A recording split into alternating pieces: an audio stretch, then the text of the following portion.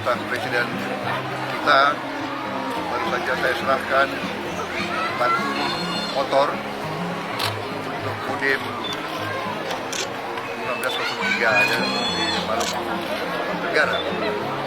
Dan ini baru saja awal, karena nanti seluruh Babinsa akan kita kasih motor, dan nanti rencananya motornya akan kita buat di dalam negeri, di Indonesia oleh Pindad dan PT Len di bawah holding industri pertahanan holding yang sekarang, yaitu Defense ID. Jadi itu rencana besar.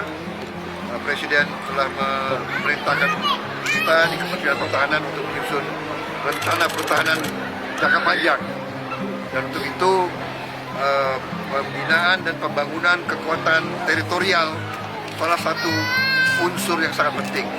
Jadi semua Babinsa, Koramil, Kodim, Korem, dan Kodam akan kita berdayakan. Jadi itu dalam rencana kita besar, bagian dari pertahanan negara yang sistemnya adalah hankam rata, pertahanan keamanan rakyat semesta. Rakyat kita, negara kita sangat besar, sangat kaya. Presiden memerintahkan kita harus jaga. Kalau kita kaya dan kita tidak jaga, ya salah kita sendiri kalau kekayaan kita diambil. Saya kira begitu, Bapak Presiden. Terima kasih. Terima kasih sudah nonton. Jangan lupa like, subscribe, dan share ya.